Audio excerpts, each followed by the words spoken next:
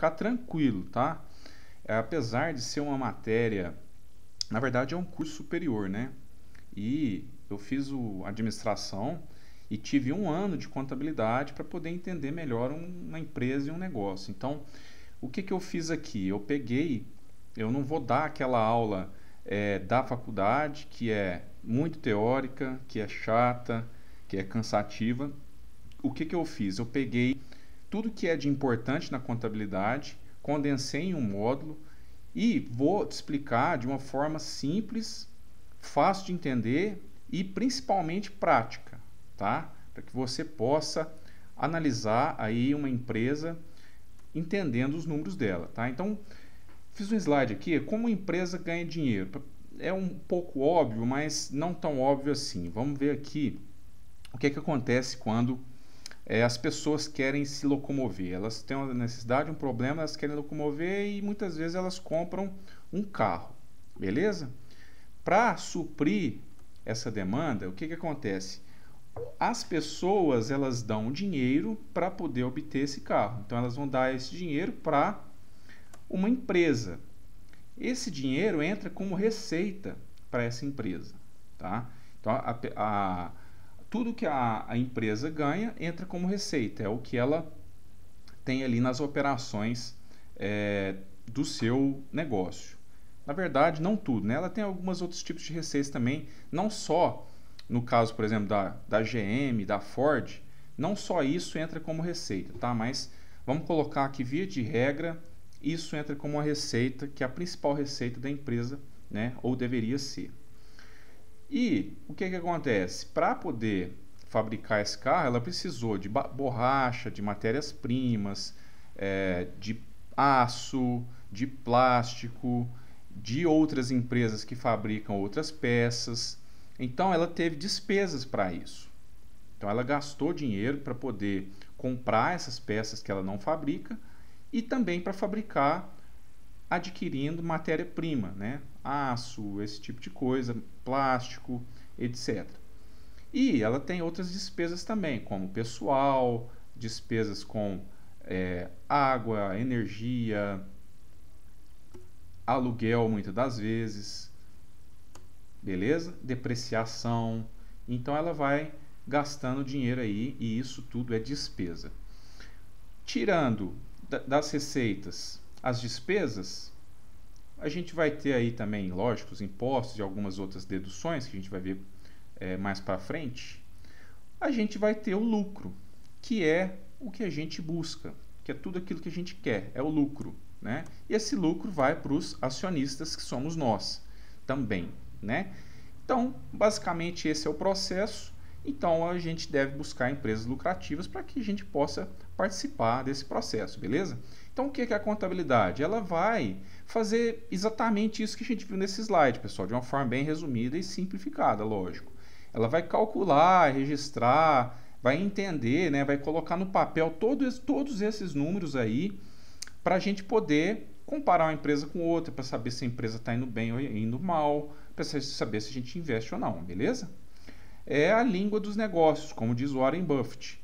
Então, se a gente quer aprender, se a gente precisa se comunicar, por exemplo, com uma pessoa nos Estados Unidos, se a gente precisa fazer negócio com ela, para poder ganhar dinheiro com ela, para poder ajudar ela, o que acontece? A gente precisa de falar inglês. Se a gente não fala inglês, não tem comunicação, a gente não ganha dinheiro, a gente não se relaciona e a gente não tem nenhum benefício. Então, para poder comunicar com essa pessoa, a gente precisa aprender inglês. Então, contabilidade é a língua dos negócios. Para que a gente possa fazer bons negócios na Bolsa de Valores, a gente precisa saber essa língua para traduzir aí os números, decifrar aí esses segredos das boas empresas. O Benjamin Graham foi o mentor do Warren Buffett. Foi onde tudo começou, foi o pai do Value Invest, né, que é o investimento em valor aí. Ele buscava empresas subvalorizadas, ou seja, que estava com um preço lá na bolsa abaixo do que valia se fosse entregar tudo ali no patrimônio da empresa, tá? Abaixo desse valor intrínseco aí de longo prazo. Ou seja, ele acreditava que o mercado, existia um erro no mercado. E aí, passando o tempo, ao longo de alguns anos aí, 2 anos no máximo, né, o mercado iria corrigir esse erro e ia reavaliar esse preço para cima, chegando próximo aí a esse valor intrínseco da empresa, tá? Ele não se importava com o tipo de empresa, se fabricava sapato, roupa, automóvel, não interessava. Interessava que ele fazia esse filtro, ele pegava ali o que estava sendo negociado ali próximo ou abaixo da metade desse valor de patrimônio dela, da empresa, e aí é como se comprasse $1 por 50 centavos. Inclusive, ele nunca pagava muito caro por essa empresa. E aí o índice PL, que a gente vai ver mais para frente, ele nunca pagava mais de 10 vezes o lucro que ela estava dando. Então ele buscava barganhas, beleza? Basicamente.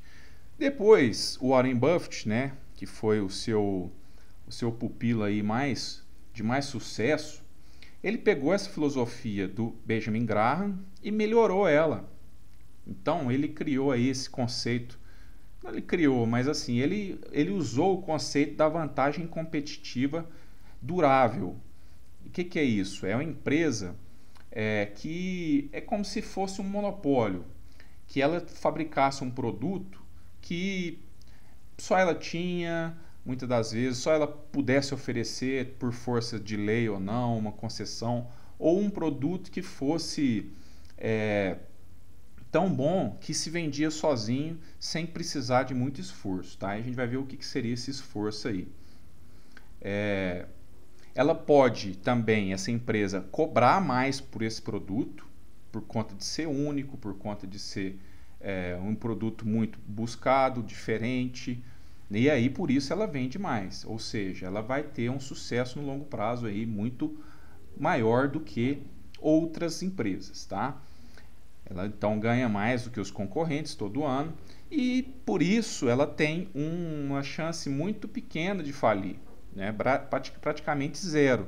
É como se fosse um castelo com uma proteção muito grande dentro de um lago ali com, né, a gente vai falar mais sobre isso depois, mas assim, com guardas e com muros altos. É difícil de você combater com uma empresa dessa. O potencial de ganhos aí, uma empresa também que tem um potencial de ganhos que aumenta enquanto o risco diminui. Então é uma coisa assim, até muito rara de se achar, né? Ele não precisava de buscar, de esperar o preço ficar muito baixo. Então, quando ele faz as compras dele, ele não é igual o Benjamin Graham, que espera ali uma condição muito barata. Lógico que é o melhor dos mundos, mas assim, ele não fica buscando barganhas ali que muitas das vezes podem ser até armadilhas, tá? Ele paga um preço justo, um preço tranquilo ali, que no longo prazo essa ação vai continuar remunerando a carteira dele, continuar distribuindo esses lucros para ele, tá? E aí, a estratégia de nunca vender, né? Na verdade, nunca não, mas assim, de segurar a ação por muitos anos, décadas, é a questão do imposto de renda, que ele, quando não vende, ele não paga imposto. Então, esse dinheiro acumulado, essa economia de imposto, né, vai se multiplicando e aí ele não precisa pagar imposto e isso vai aumentando a bola de neve, vai aumentando aí os juros compostos e aumentando a riqueza dele, tá? Por conta de ele não precisar vender, na verdade ele tem aí muito dinheiro acumulado que se ele vender, ele vai pagar. Só que ele vai adiando esse imposto aí durante muito tempo, tá? Pessoal, a palavra é consistência. O que é essa filosofia de investimento aí? Tá? A gente vai falar mais sobre ela também nos próximos módulos, mas só dando aí uma visão contábil disso aí, a relação contábil com o processo decisório na hora de escolher uma ação, tá? É uma mistura das duas coisas. Por isso que eu falei no início que vai ser muito prático, não vai ser aquela teoria, nós vamos ficar aqui falando de razonete, de não sei o que lá, de livros contábeis, de história de contabilidade. Não, nós vamos direto ao ponto do que precisa, tá? Então, um exemplo de uma empresa que tem essa vantagem competitiva durável aí, tá? É o produto da Coca-Cola. Coca-Cola tem mais aí de 120 anos e, muito provavelmente, você vai ouvir falar de Coca-Cola aí até o resto da sua vida e a minha vida também, beleza? Então, um produto que basicamente não mudou muito ali desde o seu lançamento, né?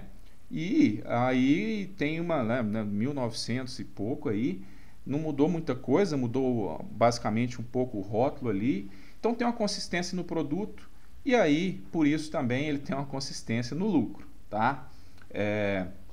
Não vai ficar precisando mudar muito, a Coca-Cola é a Coca-Cola ali, lógico que ela tem outros produtos, mas a Coca tá ali, não precisa ficar investindo muito também em pesquisa e desenvolvimento, a fórmula da Coca é aquela ali, já não muda ali, deve ter o que? Décadas, e não precisa ficar inventando moda ali, fabricando, criando fábricas totalmente novas ali, então o investimento em CAPEX não é tão necessário assim. Por isso, em consequência disso, ela não precisa ficar indo no banco pegando dinheiro para poder investir em pesquisa e desenvolvimento, nem em fábricas, tá? Ela não precisa pegar dívida e também, por isso, em consequência, não adquire juros, não fica pagando juros, tá? E aí, o que acontece? Esses lucros que ela vai recebendo, ela vai acumulando esse dinheiro aí para poder crescer por conta própria, pessoal, se autofinanciando, tá? Sem ficar pegando dinheiro emprestado. Claro que tem algumas exceções, tá? Mas via de regra, ela tem o próprio dinheiro para poder crescer, o próprio caixa, e ela pode recomprar ações aí quando precisar e quando achar que a ação está barata, tá? É uma coisa muito interessante isso aí para a empresa. E com isso, o que acontece? Ela vai aumentar o lucro por ação dela, quando ela recompra a ação, por exemplo, vai aumentar a cotação, o preço da ação no mercado, ou seja, vai gerar riqueza para o acionista e para todo mundo, né? Então, essa é a fórmula, basicamente, do que a gente vai analisar aí na contabilidade. Todo esse processo aí para encontrar esse tipo de empresa, tá? Traduzir esse slide nos números lá para a gente poder buscar aí o código, né? Para poder identificar as melhores empresas. Então, constância, consistência em que? Na margem bruta. Então, a margem bruta alta, consequentemente, se a gente vai ter uma margem líquida alta também, vai ter pouca ou nenhuma dívida. Os lucros, tem lucros ou não tem? Tem lucros. Então, constância nos lucros, constância na margem bruta, constância na dívida, né? Pouco ou nenhuma, constância no crescimento dos lucros. É isso que a gente quer, tá? E essa constância a gente não analisa no aquele trimestre não, pessoal. A gente analisa em 10 anos, 5 anos, tá? E aí que a gente vai achar essa empresa aí com vantagem competitiva sustentável ou durável. Beleza? Então é isso que gera a riqueza toda aí para nós. Beleza, pessoal? Obrigado e até a próxima.